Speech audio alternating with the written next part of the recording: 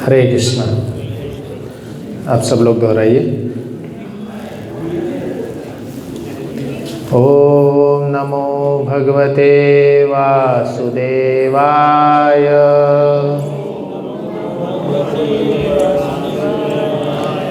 ओम नमो भगवते वासुदेवाय।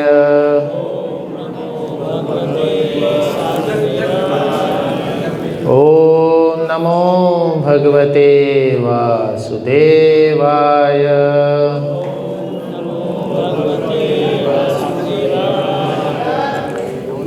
भगवद गीता का 11वें अध्याय का 16वां श्लोक। जिसके पास भगवद गीता नहीं है यहाँ पे रखा है, आके ले सकते हैं, और बाकी गूगल पे भी निकाल लीजिए। भगवद गीता 11वें अध्याय 16वां श्लोक आज चर्चा करेंगे। अनेक बाहुदर वक्त्रम नेत्रम पश्यामि त्वां सर्वतो अनन्तरूपम् नान्तं न माध्यं न पुनस्तवादिम्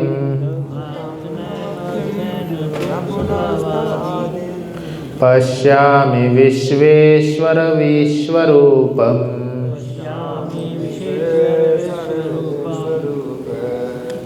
अनेक बाहुदर वक्त्र नेत्रम् पश्यामि त्वां सर्वतो अनन्तरूपम् नान्तं न मध्यं न पुनस्तवादिम् पश्यामि विश्वेश्वर विश्वरूपम्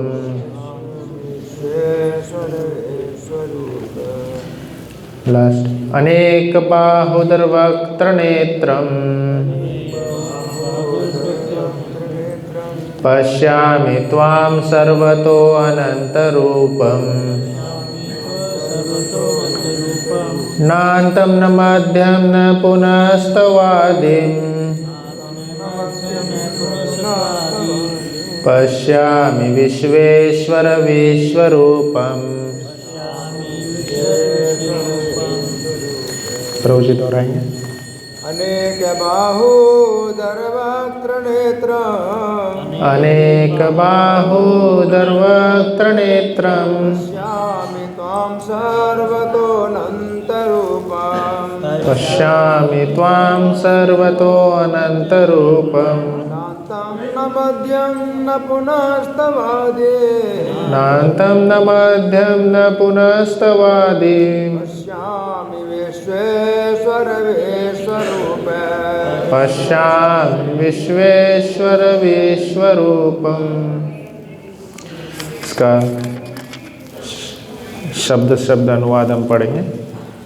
अनेक कही, आप सब लोग दोहराइए।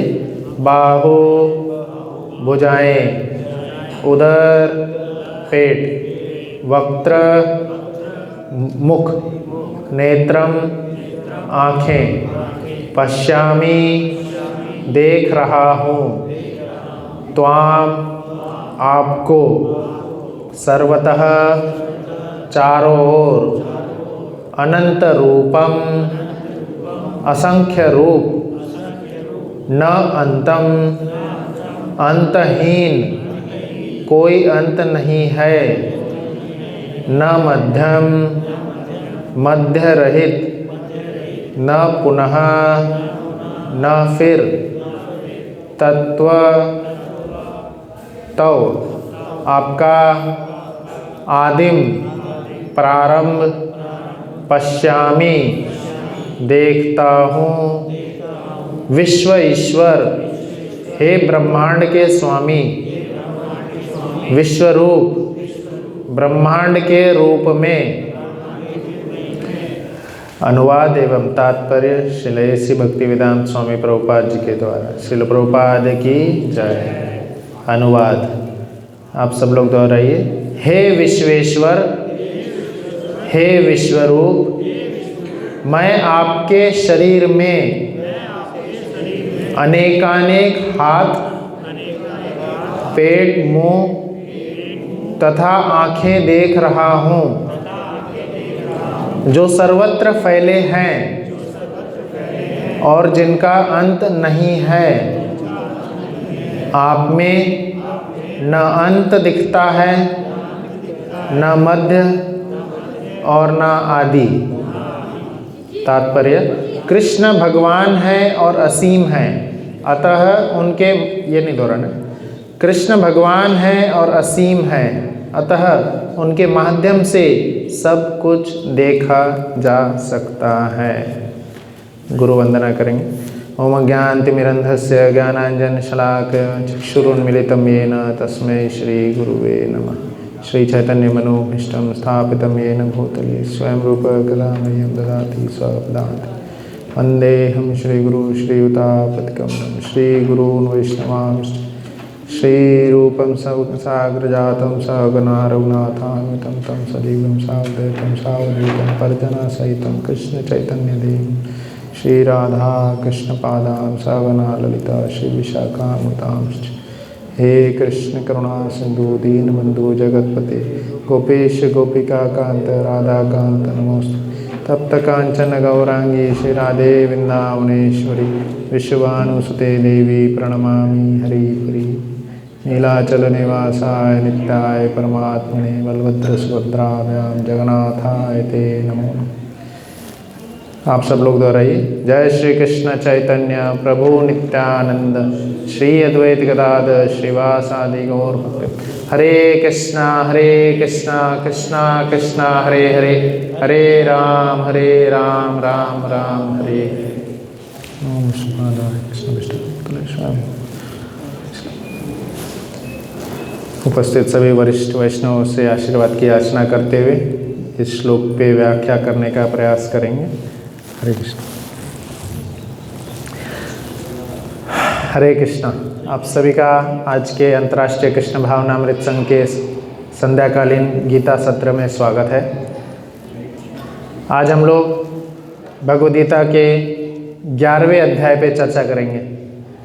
भगवद गीता हमारा जीवन का मैनुअल है। इससे हम बहुत सारी शिक्षाएं ले सकते हैं। कई सारे महान लीडर्स, आचार्य जो भी हुए हैं, सबका एक ही मत है कि हम अपने जीवन के सभी परेशानियों का हल इस भगवद गीता में पा सकते हैं।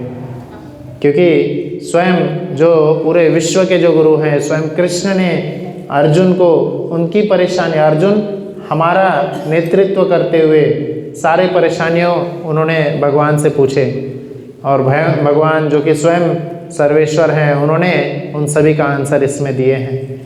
और अर्जुन जो नहीं भी पूछे उसको भी समझते हुए कृष्ण ने इसमें पूरा बोले। 700 श्लोक की यह भगवद गीता हमें जीवन में हर पल, हर पग पग पे सारे परेशानी से, सारे मुसीबतों से, जो भी हमारे मन में दुविधाएं आती है, सबसे निकाल सकती, सबका सॉल्यूशन इसमें मिलेगा। जो भी महान लीडर्स हैं, चाहे महात्मा गांधी, आइंस्टाइन या कोई भी महान लीडर्स लीजिए, साइंस के फील्ड में, फिलॉसफी के फील्ड में, सबका यह रिकमेंडेशन है कि हम अपने जीवन का सॉल्यूशंस गीता में पा सकते हैं। तो ऐसे महान भगवद गीता में टोटल 18 अध्याय हैं, 700 श्लोक। तो अभी हम लोग 11वें अध्याय पे चर्चा कर रहे हैं।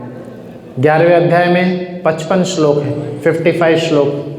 तो इसका लगभग यहाँ पे 7 पार्ट्स में डिवाइड किया जा सकता है 55 श्लोकों को।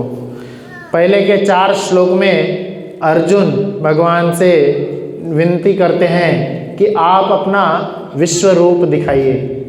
विश्व रूप दिखाने के लिए विनती करते हैं, क्योंकि इसके पूर्व अध्याय में, 10वें अध्याय में, भगवान ने अर्जुन को कई सारे अपने विभूतियों के ऊपर चर्चा किए।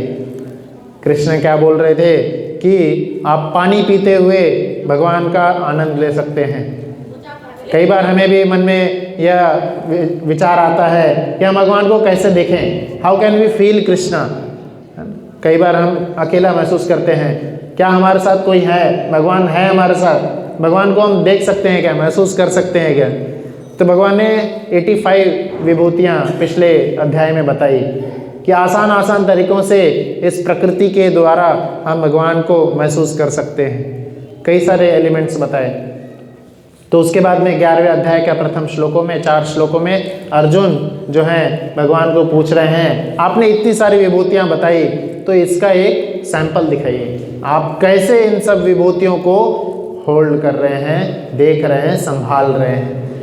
तो उसके बाद में 5वें श्लोक से लेके 8वें श्लोक तक में कृष्णा जो है अर्जुन को बहुत बड़ा विस्तृत या जो विश्व रूप है वो दिखाते हैं और खुद डिस्क्राइब भी करते हैं कि मेरा यह विश्व रूप आप देखिए।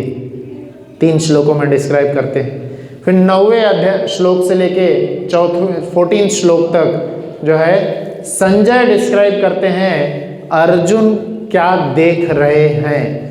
अर्जुन के विजन को संजय जो कि हस्तिनापुर में बैठे हैं और धृतराष्ट्र को यह श्लोक सुना रहे हैं, वेदव्यास की कृपा से उनको जो दिव्य दृष्टि प्राप्त हुई थी ताकि वो देख सकें इस दृश्य को, तो उस दृष्टि के द्वारा गुरु की कृपा के द्वारा उनको यह प्राप्त हो रहा था कि अर्जुन को जो कृपा हो रही है वह संजय भी देख पा रहे थे।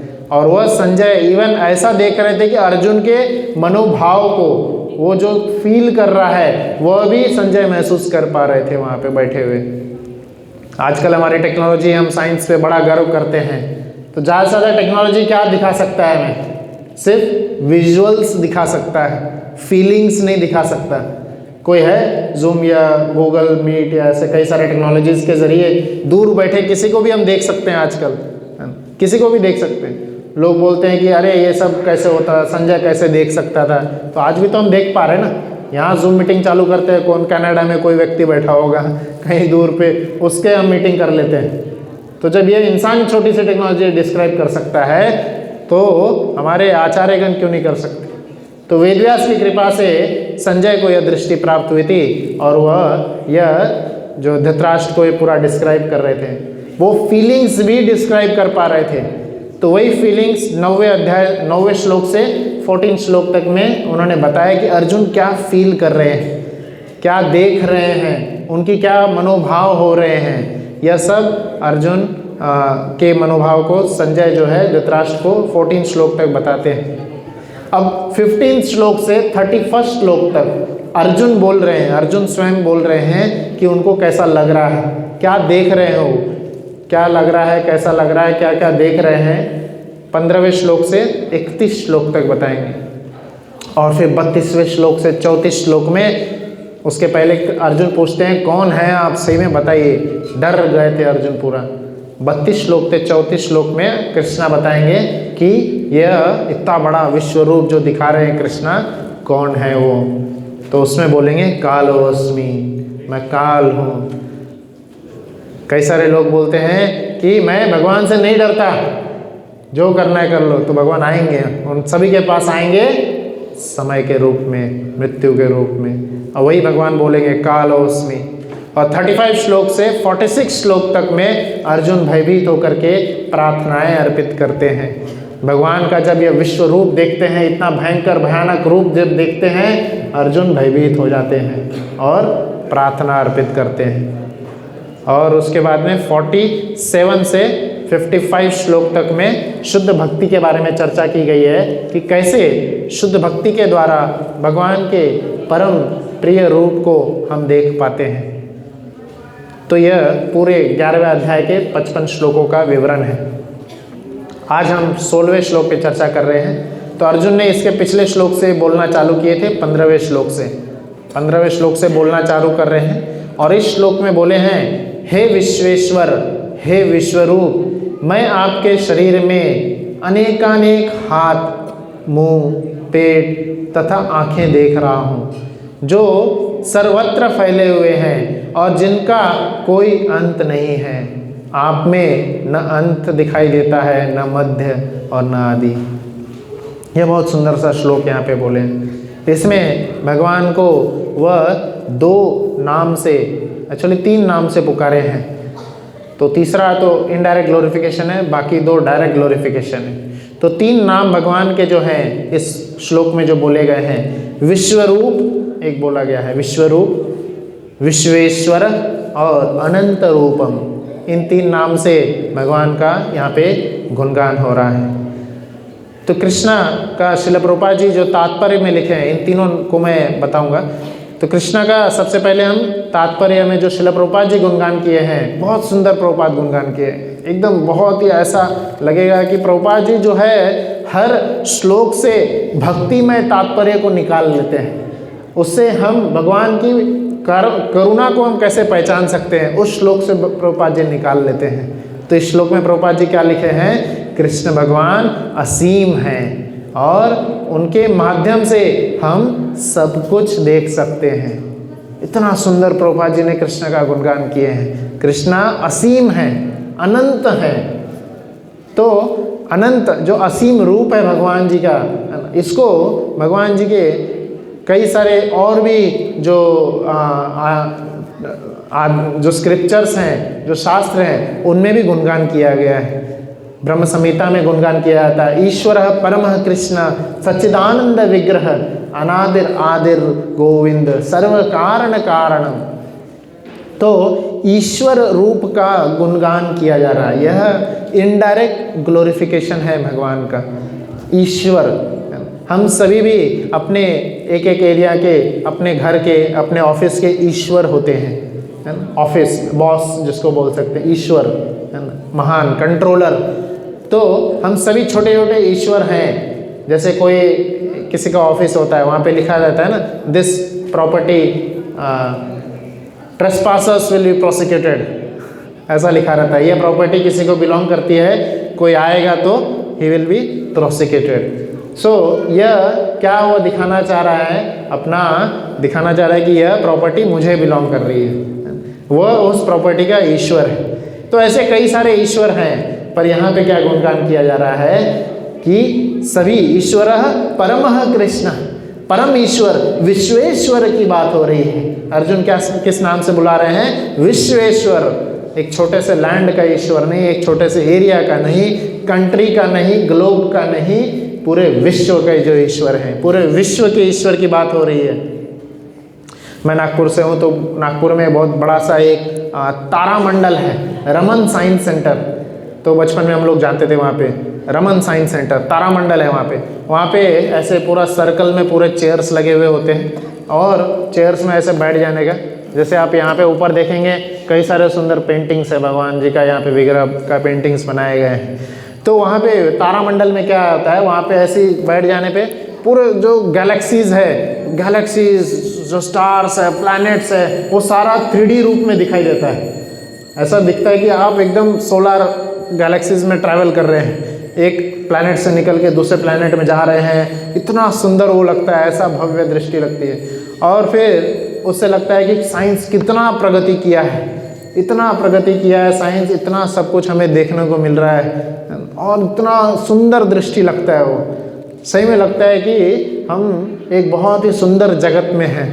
वो तारामंडल का जो शो दिखाई देते हैं, तो ऐसे जो शो दिखाई जा रहे हैं, वहाँ पे दिखाए जाते हैं, तो उसके ज़रिए भगवान की एक छोटी सी एक विभूति दिखाई देती है, छोटी सी एक विभूति, कि कितना बड़ा विश्व है, कितना बड़ा विश्व।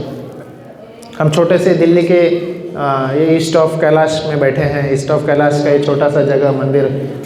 तो ईस्ट ऑफ कैलाश कहाँ है, साउथ दिल्ली में आता है, साउथ दिल्ली में है। और फिर इंडिया में दिल्ली पूरे भारत के नक्शे में इतना सा दिखाई देता है, और पूरा भारत भी अगर देखेंगे विश्व के नक्शे में इतना सा ही दिखाई देता है। और पूरा विश्व जो है, अगर कई सारे आपने मून से अर्थ के फ़ोटोज़ देखे होंगे, धरती के फ़ोटोज़ देखे होंगे आप, इतना सा दिखाई देता है वो भी। और ये विश्व जो साइंस के स्टूडेंट है जानते हैं, मिल्की वे गैलेक्सीज में हमारा गैलेक्सी काउंट होता है, that is the smallest Galaxy. वो गैलेक्सी भी इतना सा दिखाई देता है। जैसे हम ऊपर मैक्रो लेवल में जाते जाएंगे, बड़े इस लेवल पे जाते जाएंगे, हम अपनी जो एग्जिस्टेंस है खो ही नहीं है। पॉइंट मात्र, बिंदु मात्र भी नहीं है, हम बिंदु मात्र भी नहीं है। यही रियलाइज कराने के लिए अर्जुन को यह विश्वरूप कृष्ण ने दिखाए थे। 3 कारण से विश्वरूप दिखाए गए हैं। आचार्य कन बताते हैं 3 कारणों से विश्वरूप यहाँ पे बताया गया है। तो विश्वरूप नाम से बुलाए हैं भगवान को अर्जुन, जिनका अर्थ है फॉर्म ऑफ यूनिवर्स, है ना। भगवान का रूप को आप कृष्ण में देख सकते हैं। प्रभुपाद जी ने भी लिखे थे, कृष्ण में आप सबको पा सकते हैं। तो जो कुंती महारानी है वह भी बहुत सुंदर प्रार्थना करती है, नमस्ते पुरुषों त्वाद्यम ईश्वर प्रकृते परम, है ना। तो ईश्वर प्रकृते परम, तो ईश्वरी के परम प्रकृति जो है, परम उनके परम है वो, नमस्ते उनको क्या कर रही है कुंती महारानी, नमन कर रही है। भगवान का जब हम इतना गुणगान करते हैं, एक ही ऑप्शन हमारे पास बचता है जो अर्जुन भी फाइनली करेंगे, क्या, बस हम नमन कर सकते हैं, उनको प्रार्थना अर्पित कर सकते हैं। और यही कारण है भगवान के इस रूप को जानना चाहिए हमें, ताकि हम अपने अहंकार को, अपने घमंड को हटा दें और साइड करें और बस भगवान के अनंत रूप से उनका गुणगान कर सके। नमस्ते पुरुषों त्वाद्यम ईश्वर प्रकृते परम अलम। तो इस तरह से भगवान का गुणगान कुंती महारानी कर रही है, ब्रह्मा जी कर रहे हैं, हर आचार्यगण जो भी भगवान की विभूति को जानते हैं वो सिर्फ और सिर्फ प्रणाम करते हैं और उनको नमन करते हैं, चैलेंज नहीं करते हैं। हमारी है ही क्या होगा, चैलेंज क्या कर सकते हैं। अभी मैंने बताया मैक्रो वर्ल्ड का जो कैलकुलेशंस आते हैं, कुछ नहीं है। तो और एक रूप भगवान का नाम आता है जो इस श्लोक में अर्जुन का बता रहे हैं, अनंत रूपम। भगवान का जो सुंदर रूप है अनंत है, अनंत। तो इस रूप को भगवान अर्जुन ग्लोरी और एक्सप्लेन करते हुए बता रहे हैं, अनंत कैसे है, जैसे हमारा रूप होता है 2 हाथ 2 पैर 2 आँख, यही रूप है। भगवान के रूप को डिस्क्राइब करते हुए, उस विश्व रूप को डिस्क्राइब करते हुए अर्जुन क्या बता रहे हैं कि उनमें वो कई सारे आँख देख रहे हैं, कई सारे हाथ मुंह पेट सब देख रहे हैं, अनंत है वो। एक्चुअली हमारे जो भी इंद्रियां हैं, इंद्रियों के हर एक इंद्रियों के क्या होते हैं, एक देवता होते हैं। हर इंद्रिय के एक देवता होते हैं जो हमारी इंद्रियों को कंट्रोल कर रहे होते हैं, कंट्रोल कर रहे होते हैं। और उन सभी देवताओं के भी परम देवता जो हैं वह कृष्ण है। इनका इसलिए नाम आता है ऋषिकेश, ऋषिकेश। तो ऋषिकेश जो है, ऋषिक मतलब इंद्रिय, ईश मतलब स्वामी, हमारी इंद्रियों के भी जो स्वामी हैं वह है ऋषिकेश। तो ऐसे ऋषिकेश भगवान को, कृष्ण को अर्जुन यहाँ पे नमन कर रहे हैं। और कृष्ण का विश्व रूप जो है अनलिमिटेड है, और इस कारण से भगवान जो है पूर्ण पुरुषोत्तम भगवान है। कृष्ण पूर्ण पुरुषोत्तम भगवान है, षड ऐश्वर्य पूर्ण है, 6 ऐश्वर्य उनमें देखे जा सकते हैं अनंत रूप में। जैसे ईश्वर जो बखान किया गया स्टार्टिंग में मैंने बताया कि भगवान परम ईश्वर है, तो किस रूप में ईश्वर है वो भी हमें जानना चाहिए। इस दुनिया में जो ऑफिस में काम करते हैं वो जानते हैं, और बॉस को हम जो हार्डली एक छोटे से कंपनी का कोई बॉस होगा उसको उससे अगर हम जैसे कंपनी में अप्रेजल्स लेने होते हैं, प्रमोशंस लेने होते हैं, एक छोटे से बॉस को हम क्या बोलते हैं खुश करने के लिए क्या कुछ नहीं करते हैं, और उसके पास क्यों, क्योंकि वो हमारा एक तरह से कंट्रोलर है। हमें वो कुछ प्रमोशन देगा, हमें कुछ जॉब दे रहा है, तो उसको खुश करने के लिए इंसान बहुत कुछ करते रहता है। तो भगवान की वैभव यहाँ पे गुणगान करते हुए क्या बता रहे हैं, उसके पास हार्डली कुछ 1-2 लाख रुपए होगा। भगवान क्या है, अनंत जो वैभव है, 6 ऐश्वर्य में बताए गए हैं। जो खूबसूरती है, भगवान अनंत खूबसूरत हैं, खूबसूरती के रूप हैं वो। तो ब्यूटी यह ऐश्वर्य बताया गया है। और उसके बाद में शक्ति, भगवान अनंत शक्तिशाली हैं। 6 क्वालिटीज़ जो है भगवान में अनंत रूप में है, अनलिमिटेड फॉर्म में, छोटी सी भी नहीं, अनलिमिटेड फॉर्म में। तो ब्यूटी है फर्स्ट। दूसरा है स्ट्रेंथ। हम हार्डली एक कागज ही हार्डली कितना 10 ग्राम का भी नहीं होगा, इसको कितना समय उठा के रख सकते हैं, हम उठा सकते हैं, कुछ नहीं उठा सकते। भगवान ने 7 दिन 7 रात तक गोविंद पूरा गोवर्धन पर्वत उठा के रखे थे, जिसका आज परिक्रमा भी करने जाएंगे तो 7 घंटे लगते हैं, 7 घंटे से ज़्यादा ही लगेगा।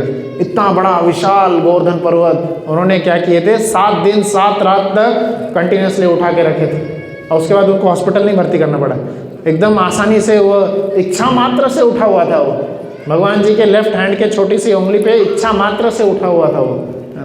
तो ऐसी भगवान की परम शक्ति है। तो शक्ति के बारे में गुणगान किया गया है, ब्यूटी, स्ट्रेंथ, इंटेलिजेंस। भगवान का एक जो ये भगवदगीता 700 श्लोक की भगवदगीता सुनाई है, आज भी पीएचडी स्कॉलर्स जो हैं इसके ऊपर रिसर्च करते हैं, क्या ज्ञान है इसमें। कई सारे यूनिवर्सिटीज़ में इसको पढ़ाया जाता है, आज भी हम इसको समझ नहीं पा रहे हैं। इतना महान यह ज्ञान उन्होंने सिर्फ 45 मिनट्स, एक मुहूर्त में दिए थे। तो उनका इंटेलिजेंस, तो ब्यूटी, स्ट्रेंथ, इंटेलिजेंस और वेल्थ, अनलिमिटेड वेल्थ है। 16,108 रानी से उन्होंने शादी किए थे और तत्पश्चात जो है सभी को एक एक महल दिए थे, सभी को एक एक महल, सभी को कई सारे ऐश्वर्य उनके पास थे। तो ऐसा नहीं, because he can, that's why he did. So Krishna जो है अनलिमिटेड वेल्थ के स्वामी हैं। पूरा द्वारका नगरी, जितने भी उनके लीडर्स थे, जितने भी उनके पिता थे, आचार्यगण थे, सब के लिए एक एक महल था वहाँ पे द्वारका नगरी में। ऐसी भव्य वैभवशाली द्वारका नगरी कृष्ण ने स्थापित किए थे, और वह भी कृष्ण के शक्ति का एक अंश मात्र था, अंश मात्र बस। तो ब्यूटी, स्ट्रेंथ, इंटेलिजेंस, वेल्थ और फिर एंड में रिनंसिएशन और फेम, यह 6 ऐश्वर्य जो हैं भगवान जी के बताए जाते हैं, यह उनमें अनंत मात्रा में है, अनंत मात्रा में। जब वृंदावन में थे कृष्ण, ऐसा कहा जाता है वृंदावन में डाल डाल, पत्ता पत्ता भी कृष्ण के विरह में रोने लगा था जब कृष्ण वृंदावन छोड़ के जा रहे थे। सब लोग कृष्ण के विरह में थे, सब कृष्ण को चाह रहे थे। इवन वहाँ के जो गाय हैं जिनको चराने के लिए कृष्ण जाया करते थे, वह गाय भी जो है चलना तक भूल गए थे जब कृष्ण वहाँ से चले गए थे। इतना सब लोग वृंदावन के सब ब्रजवासी, सब कर्ण कर्ण जो है कृष्ण को चाहने लगे थे। कृष्ण वहाँ से निकल गए, 11 साल के आए होंगे, सब को छोड़ के निकल गए। विरक्त हैं कृष्ण। कृष्ण जो है इसलिए उनका एक बहुत अच्छा गुणगान, आप तो काम है, अपने आप में ही कृष्ण जो है संतुष्ट हैं। हमें संतुष्टि के लिए कहीं और जाना पड़ता है, किसी और का सहारा लेना पड़ता है। कृष्ण आप तो काम है। तो ऐसे आप तो काम भगवान जो है, इनका जब हम शरण लेंगे तो हमें वह सुकून, वो शेल्टर, वो अनुभूति का एहसास होगा। ऐसे कृष्ण, और फिर मथुरा में भी गए, द्वारका में भी गए। द्वारका में भी नहीं रहते थे, इतना सुंदर नगरी बनाए, कहाँ रहते थे कृष्ण? नारद मुनि आकर के पांडवों का गुणगान कर रहे हैं, हे पांडवगण, हे युधिष्ठिर, जिनको पाने के लिए सभी आचार्यगण इतना सालों साल जो है प्रार्थनाएं करते रहते हैं। योगी जन निद्रा आसन में बैठ के सालों साल उनका दर्शन पाने के लिए उनकी तपस्या करते हैं। वो हे युधिष्ठिर, वह यादव वंशी, वह कृष्ण जो है, वह मधुसूदन जो है आपके पास आराम से बैठे रहते हैं, इतना देर तक बैठे रहते हैं। आपके वह दूत बन के गए, आपके लिए उन्होंने क्या कुछ नहीं किया, आपके तो पार्थ अर्जुन के तो सारथी बन गए। इतने प्यारे महान कृष्ण हैं। तो ऐसे वैभवशाली जो कृष्ण हैं, उन्होंने यह विश्व रूप क्यों दिखाए थे? इतने जब प्रिय हैं भक्तों के, इतने भक्तवत्सल हैं, तो विश्व रूप दिखाने का 3 कारण जो है शास्त्र में बताया जाता है। पहला कारण बताया जा रहा है कि कई सारे जो नॉर्मल लोग हैं, जो ज़्यादा भक्ति में आगे नहीं बढ़े हैं, आम जनता जो है, वो किसी भी व्यक्ति को थोड़ा सा भी, अगर कोई व्यक्ति कोई जादू दिखा देगा या कोई ऐसा कोई चीज़ कर देता है, तो उसको हम लोग क्या है, भगवान मान बैठते हैं, भगवान मान देते हैं। ऐसे छोटे से कोई भी गुरु है, कोई ऐसा कुछ जादू कर दिया, अमानवीय कार्य कर दिया, उसको भगवान मानने लग जाते हैं। तो ऐसे किसी भी व्यक्ति जो कि भगवान अपने आप को क्लेम भी करने लगते हैं कई लोग, और उनके जो शिष्य लोग होते हैं वो भी उनको क्लेम करने लगते हैं, हाँ ये भगवान है ना। एकल ईश्वर कृष्ण आरा सब भृत्य, हमें याद रखना है हमेशा, सिर्फ एक ही ईश्वर है, कौन? परमेश्वर स्वयं कृष्ण है। बाकी सभी क्या है? भृत्य है, सर्वेंट्स हैं। चैतन्य महाप्रभु स्वयं भागवत में वर्णन कर रहे हैं, चैतन्य चैतामृत में। तो सिर्फ एक ही जो है परमेश्वर कृष्ण है। श्रील प्रभुपाद जी यहाँ पे तात्पर्य में भी बताए हैं, आचार्यगण भी बोले हैं। ऐसे जो भी व्यक्ति अगर अपने आप को भगवान बोल रहे हैं, उनको बोलिए कि आप विश्वरूप दिखाइए, विश्वरूप दिखाइए। आप में क्या है? शक्ति है? कुछ नहीं। एक बार एक प्रभुपाद जी से एक जगह से जा रहे थे, तो एक कोई ऐसे स्वामी थे, उनके शिष्यगण प्रभुपाद जी को बोलने लगे, ये हमारे जो गुरु हैं, ये भगवान हैं। प्रभुपाद जी उस पर कुछ ध्यान नहीं दिया, अपना जाप करते रहे, और कुछ समय के बाद में वो देखा गया कि वो वॉशरूम चले गए थे। तो प्रभुपाद जी वहीं पे बोल रहे थे कि ऐसे एक ऐसे गुरु हैं, एक ऐसे भगवान हैं जो कि अपनी इंद्रियों पे ही कंट्रोल नहीं कर सकते हैं। भगवान जो हैं वो ऋषिकेश हैं, सभी इंद्रियों के स्वामी हैं, परम ईश्वर हैं। इसलिए कुंती महारानी क्या बोली थी, ईश्वर प्रकृति परम, परम शब्द का इस्तेमाल हुआ है। ब्रह्मा जी भी क्या गुणगान किए हैं कि ईश्वर परम आनंद सच्चिदानंद रूपम। तो परम ईश्वर जो है वह कृष्ण है। तो पहला जो कारण बताया गया क्यों भगवान ने विश्व रूप दिखाया, ऐसे सभी लोगों को बताने के लिए जो कि किसी को भी भगवान मानते हैं, उनको यह दर्शाने के लिए, उनको यह दिखाने के लिए कि सिर्फ और सिर्फ कृष्ण ही परम ईश्वर है, एकल ईश्वर कृष्ण। तो और ऐसे सभी बोगस लोग जो हैं वह इन सभी पाखंड से दूर हो सकेंगे और हम लोग पहचान पाएंगे कि परम ईश्वर कौन है। दूसरा कारण बताया जाता है बिगिनर्स के लिए, हम जैसे लोग जो हैं भगवान को हम पाना चाहते हैं, तो बिगिनर्स के रूप में हम किस रूप में भगवान को पा सकते हैं, कैसे भगवान को मेडिटेट कर सकते हैं। मेडिटेट करने का जो तरीका है वो तरीका हम कैसे करेंगे, विश्व रूप को देख करके कर सकते हैं। कई सारे लोग भगवान का जो ये सुंदर सा रूप है भगवान का, ये देख करके आकर्षित नहीं होते हैं, आकर्षित हो ही नहीं पाते हैं, जबकि परम सुंदर रूप है ये। इतना सुंदर भगवान जी का सुंदर मुख है, सुंदर कमल जैसा चेहरा है। भगवान जी के चरण कमल को ही देख करके कई घंटों तक उस पर हम मेडिटेट कर सकते हैं, पर हमारे ऊपर जो है माया का एक चादर ओढ़ा हुआ है। भगवान भगवद्गीता ही के ही 9वें अध्याय के 11वें श्लोक में भगवान बोलते हैं, अवजानन्ति माम मूढ़ा मानुषम तनुमाश्रितम परम भावम अजानन्तो मम भूतम महेश्वरम। अवजानन्ति माम मूढ़ा, कृष्ण भगवद्गीता में क्या बोलते हैं, मेरे परमिशन के बगैर। जैसे ऑफिस में कई बार होता है ना, किसी से हम मीटिंग लेना चाहते हैं, मिलना चाहते हैं, तो कई समय तक उससे परमिशन लेना पड़ता है, अपॉइंटमेंट लेना पड़ता है। तो अब किसी नॉर्मल व्यक्ति से हम अपॉइंटमेंट के बिना नहीं मिल सकते। तो भगवान भगवद्गीता में क्या बोले हैं, अवजानन्ति माम मूढ़ा, मूढ़ा मूर्ख लोग भगवान का दर्शन नहीं कर सकते। हम देख सकते हैं यहाँ पे भी आकर के भगवान, यहाँ पे जबकि प्राण प्रतिष्ठा हुई है, गुरु महाराज ने स्वयं प्राण प्रतिष्ठा किए हैं, स्वयं वैदिक मंत्रों के द्वारा भगवान जी का प्राण प्रतिष्ठा हुआ है, स्वयं विराजे हुए हैं। तो ब्राह्मण की कथा आती है जिसमें ब्राह्मण जो है भगवान को आकर के बोल रहे थे, अगर आप बोल सकते हैं तो आप चल भी सकते हैं, आप चल करके मेरे साक्षी दीजिए कि आपने मुझे वचन दिए थे कि आप वो ब्राह्मण से शादी कराएंगे। तो एक साउथ इंडिया में हुआ था, साक्षी गोपाल का बहुत सुंदर सा स्टोरी आता है।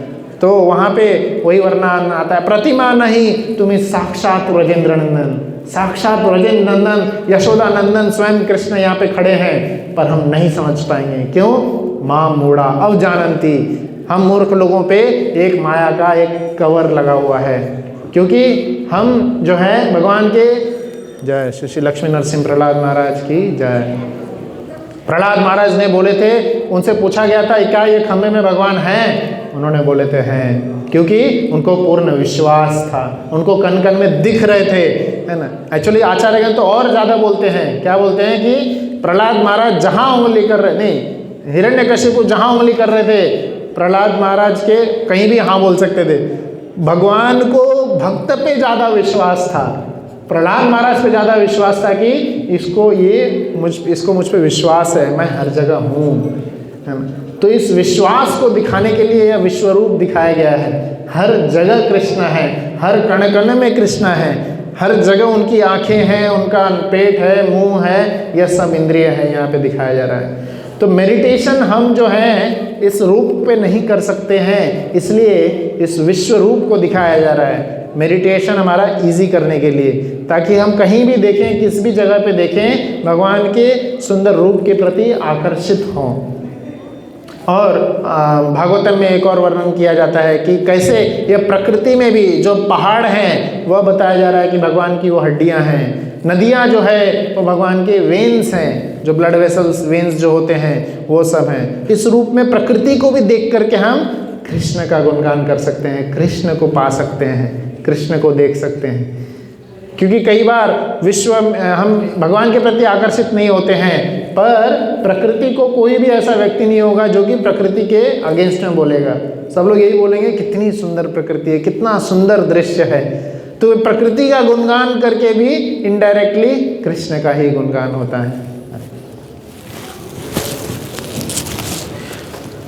तो इस तरह से हम मेडिटेशन, हमारे मेडिटेशन को इजी करने के लिए भी जो है यह विश्वरूप दिखाया गया है। तो पहला कारण जो बताया था वो क्या था? कन्विंसिंग। हम आम जनता को कन्विंस करने के लिए कि कृष्ण ही एकल ईश्वर है, सिर्फ एक ही ईश्वर जो है कृष्ण है और कोई ईश्वर नहीं हो सकता। दूसरा कारण है मेडिटेशन। हमारे मेडिटेशन को इजी बनाने के लिए जो है भगवान ने विश्वरूप दिखाए थे। तीसरा कारण जो बताया जाता है, सुखदेव गोस्वामी परीक्षित महाराज को भागवतम में ये कारण बता रहे हैं, प्यूरिफिकेशन के लिए, हमारे खुद के शुद्धिकरण के लिए यह विश्वरूप दिखाया गया है। विश्वरूप को देखने से ही हमारा अहंकार, हमारा ईर्ष्या, द्वेष सब खत्म हो जाता है। जब हम भगवान के इस बड़ा परम इतना विशाल रूप को हम देखेंगे, है ना, तब हमें पता चलेगा कि सही में हमारा अहंकार जो है कुछ नहीं था। हम जो इतनी छोटी छोटी बात पे ईर्ष्या करते हैं, घमंड करते हैं, कुछ नहीं था वो। हमें बस भगवान का दास के रूप में सेवा करना चाहिए। कई बार हमें घमंड हो जाता है। भगवान रामलला का भी बहुत सुंदर स्थापना हुआ था, तो इसी से रिलेटेड एक स्टोरी आती है। इंद्र के जो लड़के थे, एक जयंत नाम था उनका, उनको एक बार घमंड हो गया कि ये भगवान राम जो उपस्थित थे, तब उनको घमंड हो गया कि ये कैसे भगवान है जो इधर उधर वन में भ्रमण कर रहे हैं, वन में बैठे हुए हैं, अपनी पत्नी के साथ में वहाँ पे बैठे हुए हैं, ये कैसे भगवान है, ये भगवान नहीं हो सकते। तो उन्होंने भगवान की शक्ति परीक्षा करने के लिए, भगवान राम की शक्ति परीक्षा करने के, जो कि पूर्ण पुरुषोत्तम भगवान है और जिनके इशारे मात्र से सब कुछ चलता है, पूरा ब्रह्मांड निकल रहा है, उनकी शक्ति परीक्षा करने के लिए एक छोटे से ब्रह्मांड के जो इंद्र हैं, उनके पुत्र जयंत एक कौवे के रूप में आते हैं। और कौवे के रूप में माता, उस समय माता सीता माता जो है वहाँ पे बैठी हुई थी और राम भगवान विश्राम कर रहे थे। तो कौवे के रूप में आकर के सीता माता को ऐसे उनके अंग में ऐसे चोंच मारते हैं वो, और उससे क्या होता है, रक्त थोड़ा निकलने लगता है। तो उससे सीता माता तो कुछ नहीं बोलती है, पर जैसे ही राम भगवान को एहसास हुआ कि ये जयंत ने किया है, वो तो सब जानते हैं किसने किया है, कौन किया है। उन्होंने क्या किए, बगल में ही एक तिनका रखा था, वो तिनके में ही ब्रह्मास्त्र की शक्ति डाल के उस पर छोड़ दिए, और उसके छोड़ने मात्र से ही जयंत जो है, उसके कॉन्टैक्ट तो हर जगह थे, इंद्र का लड़का है, तो पापा के पास गया, इंद्र भगवान के पास में, ब्रह्मा जी के पास गया, सब ने नकार दिए, सब ने जो है नकार दिए। कौन भगवान राम की शक्ति के सामने कौन रह सकता है। उन्होंने बस एक तिनका उठाए थे, है ना, और फिर फाइनली सब जगह से नकारे जाने के बाद में जयंत स्वयं फाइनली भगवान राम के पास ही आते हैं, और वो बोलते हैं नहीं, आपने जिनके प्रति अपराध किए हैं उनके पास ही जाइए, और सीता माता के पास जाते हैं। सीता माता तो करुणा की सागर है, करुणामय है, तो उन्होंने माफ़ कर दिए। तो ये है विश्वरूप का शक्ति। जब हम विश्वरूप को देखते हैं, कई बार हमें जो घमंड हो जाता है ना, वो दूर हो जाता है। हमें लगता है कि भगवान स्वयं ये तो मूर्ति रूप है बस, है ना, नहीं, स्वयं परम भगवान विराजे हुए हैं, प्राण प्रतिष्ठा हुई है, स्वयं परम भगवान यहाँ विराजे हुए हैं, अपने सारे षड ऐश्वर्य संपूर्ण भगवान यहाँ पे हैं। इनको देखने मात्र से ही जो है वैकुंठ का एहसास होता है। यहाँ क्या होता है इस मंदिर में, प्रभुपाद जी ने जो सुंदर इतने सारे मंदिर बनाए हैं, प्रभुपाद जी के सारे मंदिरों में, सारे मंदिर जो है प्रभुपाद जी के वैकुंठ जैसे हैं। हर समय संकीर्तन होते रहता है, भगवान का नाम संकीर्तन गुणगान होता है, स्वयं भगवान विराजे हुए हैं, प्रसाद हर समय चरणामृत का वितरण होते रहता है। यही तो है वैकुंठ का आभास। यहाँ आते ही जो है भगवान के धाम में आने का जो है सौभाग्य हमें प्राप्त होता है। तो यह जो है हमारे जो अनर्थ हैं, इसको भी हम निकाल सकें, इसलिए यह विश्वरूप भगवान ने यहाँ पे दिखाए थे। हम अपने बॉडीली कंसेप्शन से आई मी माइन, मैं मेरा और अहंकार की जो भावना है, इससे हम निकल सकें, है ना। रावण तक नहीं टिक पाया अहंकार में, हम कौन सी खेत की मूली, हमें कुछ नहीं है। रावण पूरा कैलाश पर्वत उठा लिया था, हम कुछ नहीं उठा सकते। तो हम किस लिए अहंकार में डूबे रहते हैं, किस लिए हम अपने आप में इतना ही घमंड करते रहते हैं। तो ऐसे जो है इसलिए हमें अपने अनर्थ से निकलने के लिए यह विश्व रूप का दर्शन कराया जा रहा है। और अर्जुन एक एक चीज़ का वर्णन कर रहे हैं कि उनको क्या क्या दिख रहा है वहाँ पे। अब इस विश्व रूप को देखते हुए कई सारे लोग, कई सारे जो और ज़्यादा पढ़े लिखे जो शास्त्र को अलग तरीके से देखने लगते हैं, वह इसका अलग रूप अर्थ निकाल लेते हैं। जैसे शास्त्र में बताया जाता है कि उनके हर जगह आँखें हैं, हर जगह नाक है, हर जगह मुंह है। तो भगवान के परम सुंदर जो यह रूप है, यह सुंदर रूप जो पर्सनल फॉर्म है, इसके ऊपर लोग आकर्षित नहीं हो पाते हैं। और इसका प्रूफ भी देते हुए कई सारे उपनिषद और शास्त्रों का वो उदाहरण भी आता है। एक श्वेत शत्र उपनिषद है, उसमें बहुत सुंदर श्लोक आता है, वेदाहमेतं पुरुषं महान्तं आदित्यवर्णं तमसा परस्तात् तमेव विदित्वं मृत्युमेति नान्यपन्थ विदित्यन्यः यस्मात् परं न परमस्ति किंचिदस्मात् नान्यो नो जायस्ति। तो इस रूप में भगवान जी का इनडायरेक्ट ग्लोरिफिकेशन किया जा रहा है। क्या बोल रहे हैं? वेदाहमेतं पुरुषं महान्तम, उस वेद में उस महान पुरुष का गुणगान किया गया है, उस महान पुरुष का। इन सभी वेद शास्त्र में इनडायरेक्टली भगवान का गुणगान किया जा रहा है। वह महान पुरुष तमसः विदित्वैति मृत्युमेति नान्य पंथ, तो इनडायरेक्टली उस महान पुरुष का गुणगान किया जा रहा है। और वह विश्व रूप जो है, ये यहाँ पे कृष्ण क्या बताए हैं, उनसे निकल रहा है। विश्व 11वें अध्याय के स्टार्टिंग में ही बताए थे, वह महान रूप, वह जो कई जगह पे शास्त्र में इनडायरेक्टली ग्लोरीफाई कर रहे हैं, कृष्ण से विश्व रूप निकला है। हमेशा ये ध्यान रखना है कि जितना भी बड़ा विश्व रूप है, यह कृष्ण का एक अलग वैभव शक्ति है। तो हम भगवान की कृपा के बिना जो है उसको नहीं पहचान पाएंगे। कृपा चाहिए भगवान की, क्योंकि यह विश्व रूप तो भगवान ने एक बार दुर्योधन को भी दिखाए थे। दुर्योधन की सभा में दुर्योधन को भी दिखाए थे और वहाँ उपस्थित सभी लोग उस विश्व रूप को देखे थे।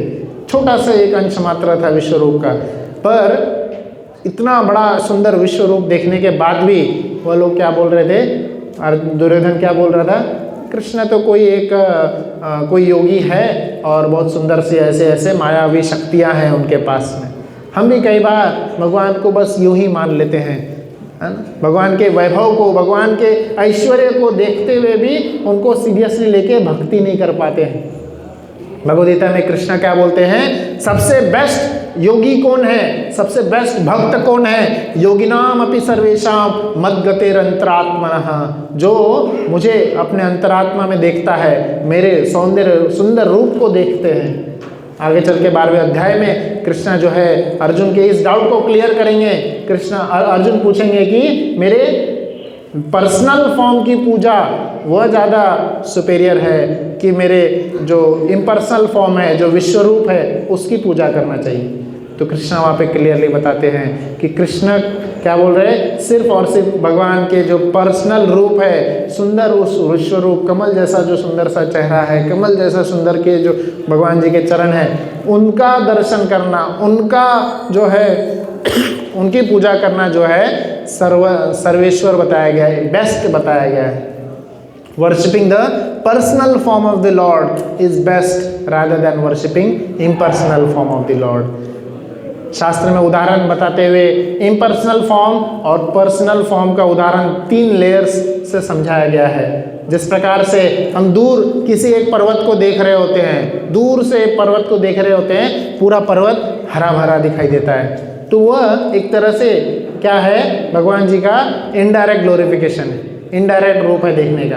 पर जब उसी पर्वत के हम और नज़दीक जाएंगे तब वहाँ पे हमें क्या दिखाई देगा, अलग अलग चीज़ें दिखाई देगी। पहले पूरा पर्वत हरा दिख रहा था, फिर पास जाने के बाद दिखाई देगा कि नहीं, ये तो इसमें कई सारे पेड़ हैं, कई सारे पौधे हैं, कई सारे पक्षी हैं।